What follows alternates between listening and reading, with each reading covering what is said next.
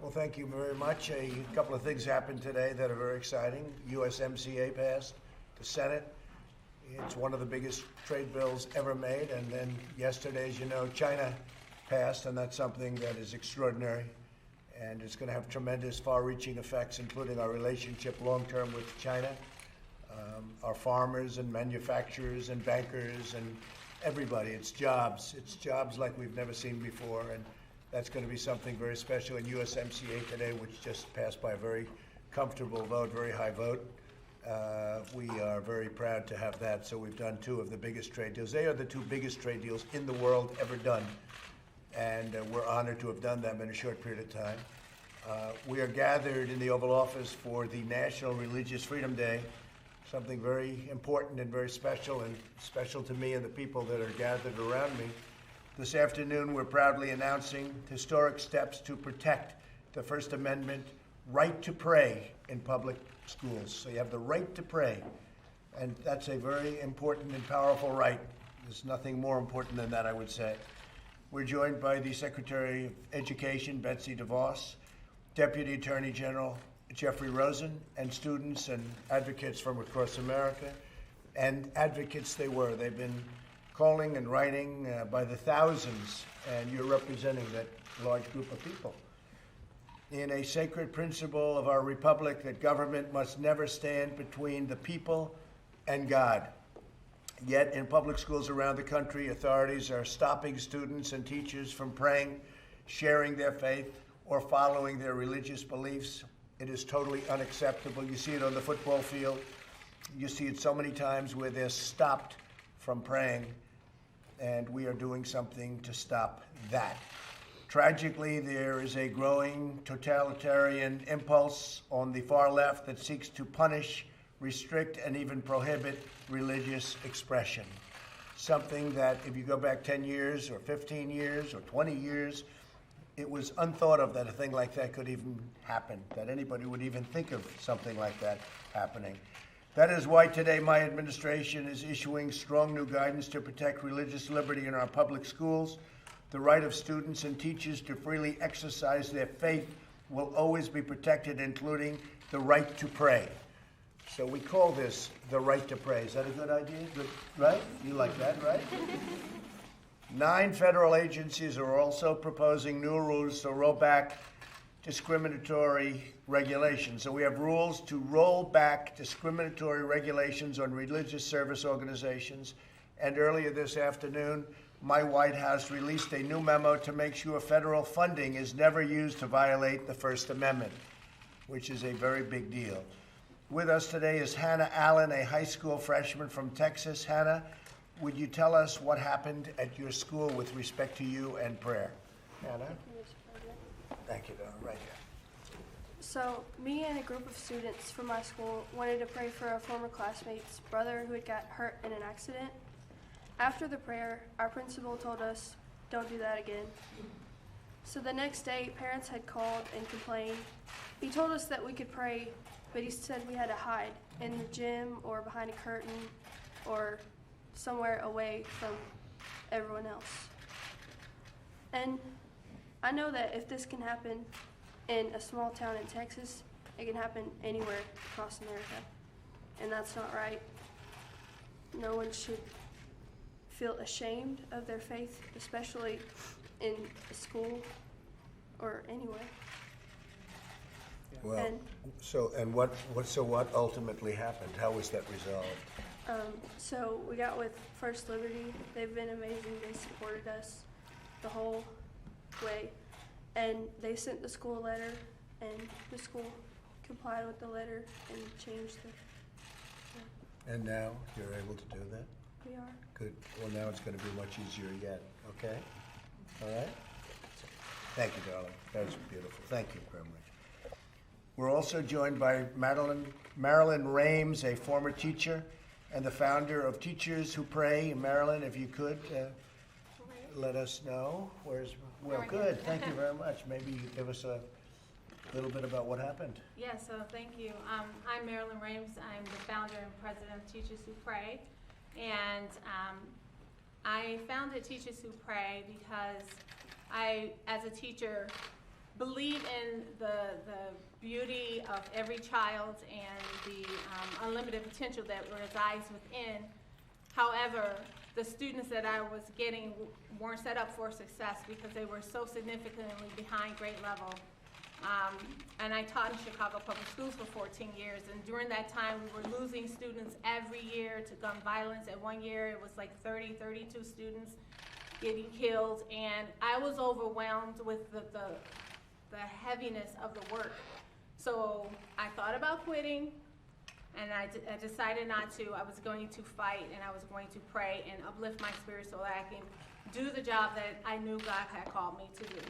So I began praying with other teachers in the building who were like-minded, and we really support each other, built community, built more hope, built more joy in the work, despite it being so difficult.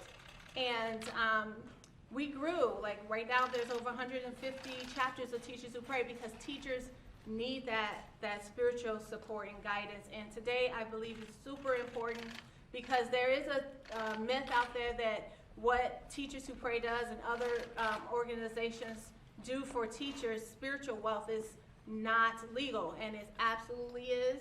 And I'm here to tell teachers that we need to pray. If you're of faith, we need to pray. We need to buckle up and just do what we have to do for our kids, because they need us and they're dependent on us. And if we're not strong, we can't make them strong. So that's why I'm here. That was really beautifully said. Thank you very much. That's beautiful. Thanks, Marilyn. So while I'm president, which will be hopefully for 5 years, and I don't know, maybe we'll work on, with the media, we'll work on a major extension of that, right? But we will not let anyone push God from the public square. We will uphold religious liberty for all. And I want to thank you all, and God bless you all for being here. It's a great time in our country. We're doing things that nobody thought were possible. I'd like to ask, if I might, Secretary DeVos and Deputy Attorney General Rosen to say a few words about our actions, if you don't mind. Please. Thank you, Mr. President. Go ahead, Betsy, please. Thank you for your leadership, your courage, and your friendship to people of faith, especially our nation's children. Too many misinterpret a separation of church and state as an invitation for government to separate people from their faith. In reality, our Constitution doesn't exist to protect us from religion. It exists to protect religion from government. The First Amendment affirms our free exercise of religion, and we don't forfeit that first freedom to anyone or in any place, especially in public schools. After all, it's been noted that as long as there are final exams in schools, there will always be prayer in schools. But thanks to your leadership, Mr. President, today we remind schools of the law with respect to religious expression, something that hasn't been done in more than 15 years. And where there are violations, we now make clear that the law requires states to establish a clear process for students like Hannah and Michael, William, parents, and teachers like Marilyn to report them. It also notes that the law directs states to tell us about any and all complaints as well. This administration and you is and always will be committed to ensuring all believers have the freedom to learn, to pursue our passions, to use our talents, and to live in accordance with the unique purpose that God has called us each to do. If we embrace that freedom, our faith will be a light no darkness can overcome. Thank you again, Mr. President. Thank you very much. leadership. Beautiful. Thank you, Betsy, very much. Jeff? Well, thank you, Mr. President, and thank you for your leadership on this really critical issue.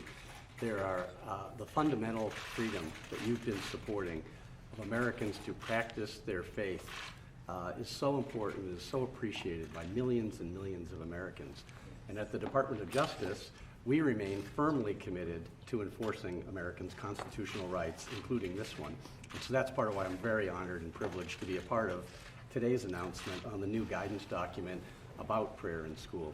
I think sometimes people don't appreciate that there are many, many Americans who feel called to pray during the day, and our First Amendment to our Constitution protects that. And sometimes I think there's a confusion about this issue as to whether it's trying to force people to pray who don't want to.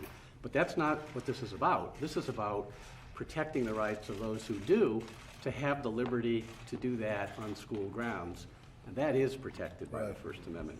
So today's guidance reaffirms and clarifies and spells out for Americans what that freedom is with regards to prayer and religious expression. And I really think that the courage of people of faith, such as the folks we have here today, is really a reminder of how important our constitutional liberties are and of the great action that your administration is taking to ensure that they remain legally protected. And so again, Mr. President, I Thank you, thank Jeff. you and Good job. Secretary DeVos and the whole administration for the efforts to make this happen. Very good job. Thank you very much, Jeff. Paula, would you like to say something? Go ahead. It's such an honor to stand here with you, President Trump, and with this amazing team and policy and everyone who has made this. This is a huge thing. As we said, it is a constitutional right, a First Amendment right. And President, you continue to be such a fighter for people's freedoms, for their liberties. As you often say, we worship God, not government. Perceived and perception has often been people have been bullied, harassed, stopped from practicing their faith. You have so many people that have walked out here very brave with horrific stories of being persecuted because they simply wanted to pray. And prayers, we know, makes a huge difference. So thank you for standing Thank for you very all much, religious Paula. liberties. That's great. Thank you very much. Would anybody like to say anything? Go ahead. Can I tell my story? Yes, go ahead. So it all started when I walked in the classroom. It was Ash Wednesday, and I had my ashes on my forehead. And all the kids in the classroom was like, "Is that dirt on your forehead?" Because they don't know, because I'm Catholic and they were all Mormon. So, because I was like, I was like the only Catholic in the school. So then the teacher came up and like, "It's unacceptable. Wipe it off." And I told her 4 times, and she didn't listen, and she made me wipe it off in front of all the kids. Wow.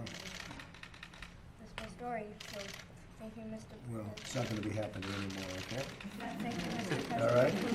I just don't want anyone to feel like that. That's a beautiful story, well told, because it sets such a good plate out there for people. I mean, you hear a story like that, that's a shocking, Jeff, that's a shocking story, right? You were the only Catholic in the school, Well, I think there's one more. but they didn't have any idea what was, and the teacher did not treat you properly. No? Okay. We're changing that, okay? Good job. Come here.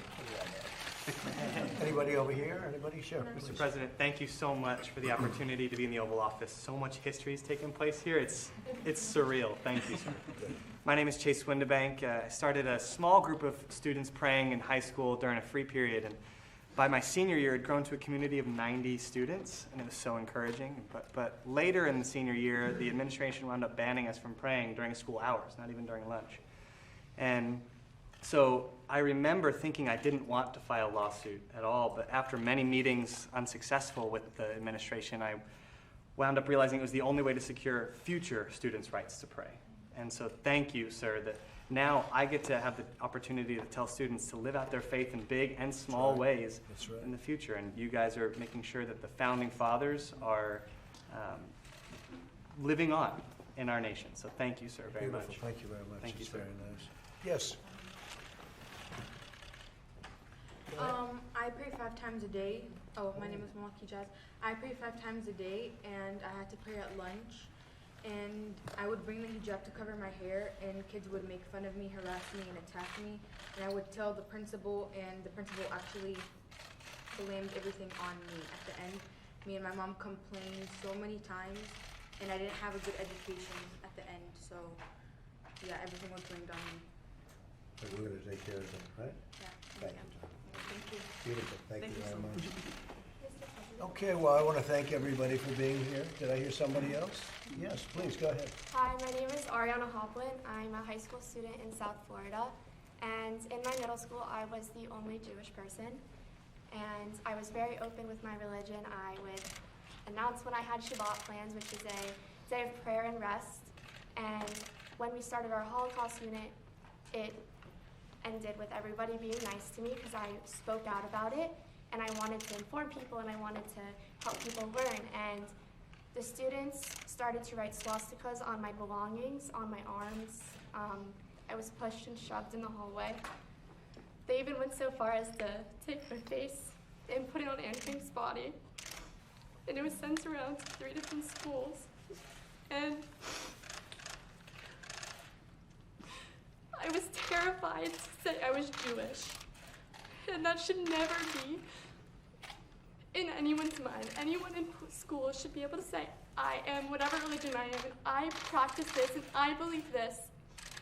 And it's been 3 or 4 years since middle school. I'm a junior in high school, and I've continuously fought for anyone to have the right to exercise their constitutional rights in school. And I just want to thank you so much for everything you've done, and for Israel, and for everything that you've truly done for all of us. Well, thank you very much. So beautiful. Thank you. It's working out better now, or is it sort of similar? Yes, Better? my high school is extremely supportive of me. I go to Wellington High Good. School, and they've helped me be a leader in the Jewish community now. Well, this is going to help too. Thank you. Thank you very much. Mr. President, Yes, Coach please. Kennedy, we Coach? talked a few times. I coach over in Bremerton High School Right. in Bremerton, Washington, and I was fired for praying after football games. Right. And it's just so nice to have First Liberty representing me and having a president that has the guts to stand up for us. I appreciate it, sir. Thank you, Coach. Hoorah. Good coach, too. He's a good coach. Oh, Mr. President. Thank you all very much. Yes. My name is Emily Cheney. I'm a sophomore at Eastridge High School, and I started a prayer locker at my school, and it really helped a lot of people who had different prayer requests. Just Where do you come from with that beautiful accent? I love that. Where do you come from? Pikeville, Kentucky. Kentucky. Oh, we love Kentucky. We love Kentucky. I started a prayer locker at my school, and it helped a lot of kids who had many different prayer requests, just to let them know that someone was there for them and cared for them. And Americans United for Separation of Church and State sent a letter to our Board of Education that the prayer lockers needed to be taken down. And whenever my teacher told me and my school was notified that I had to take my prayer locker down, I was heartbroken, because I had like 10 prayer requests a day, and I just feel like it really helped move in our community and our schools. And I'm just so thankful for you and all you've done Thank for you our very country. much. Thank you. Say hello to everybody in Kentucky for me, okay? And beyond. And beyond Kentucky. Okay, we're all Mr. set? President? Yes, please. Go ahead.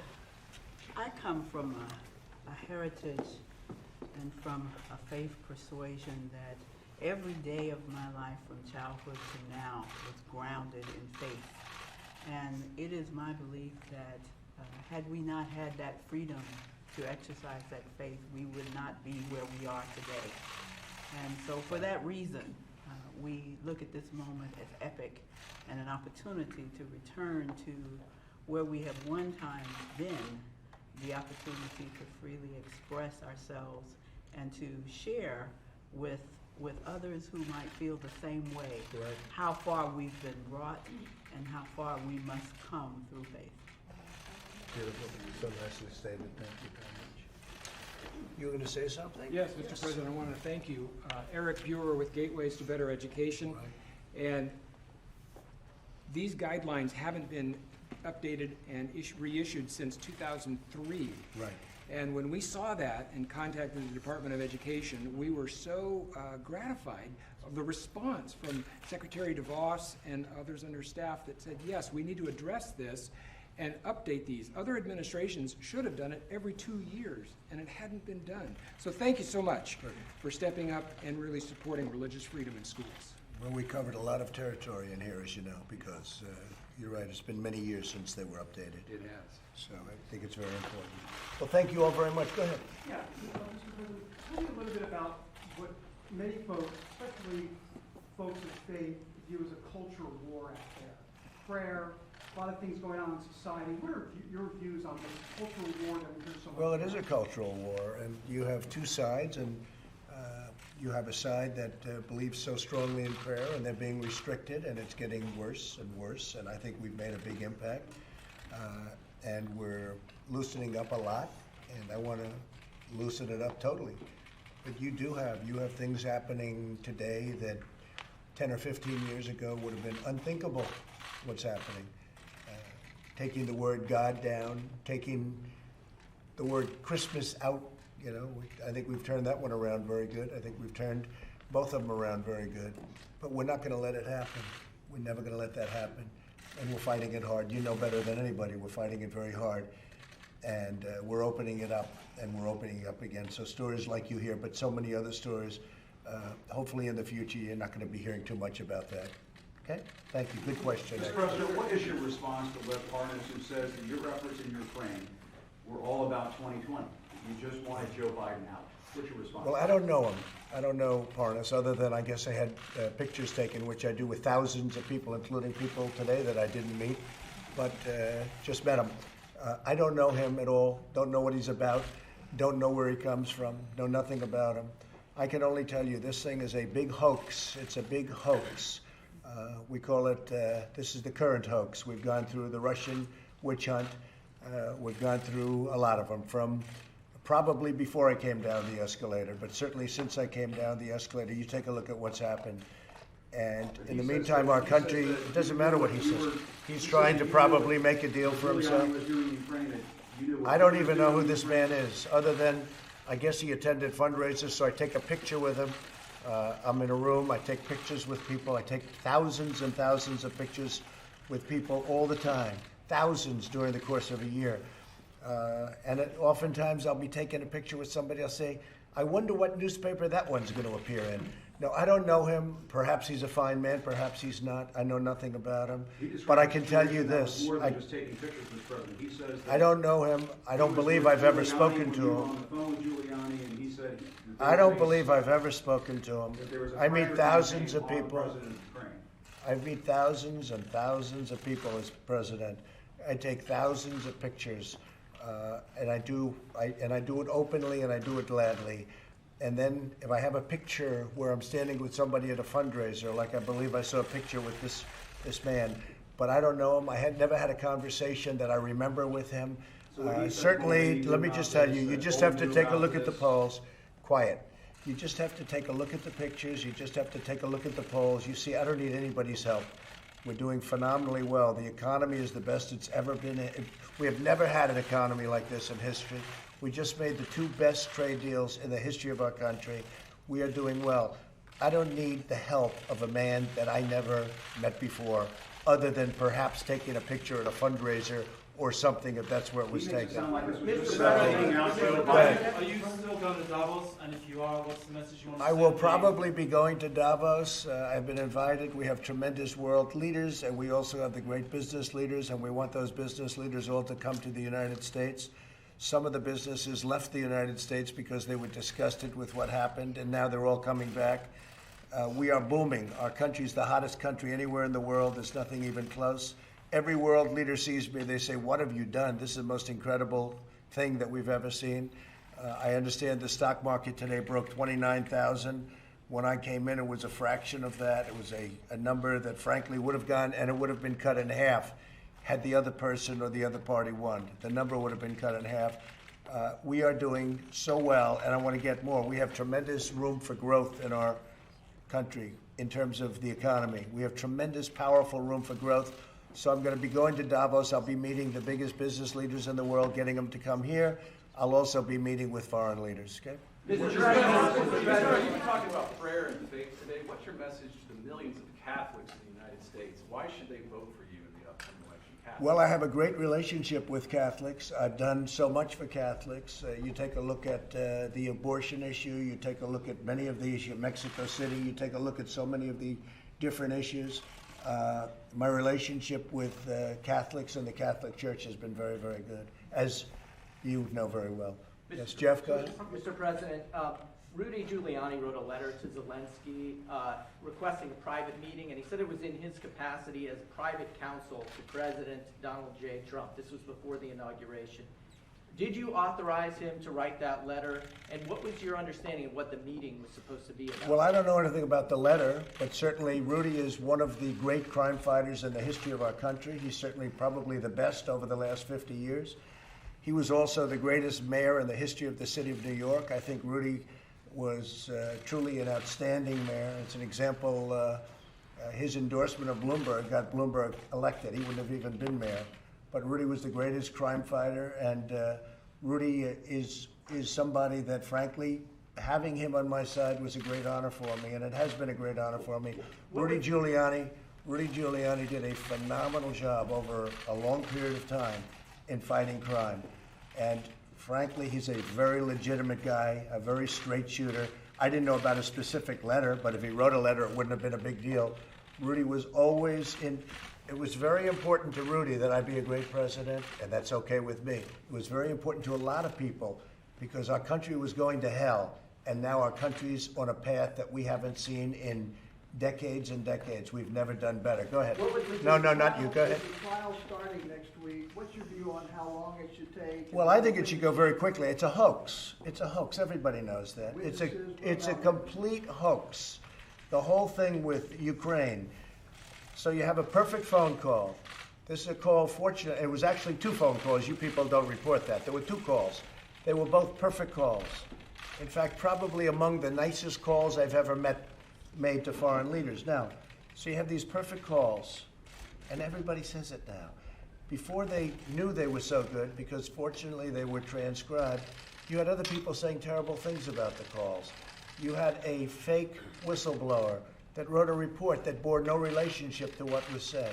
Everything was false.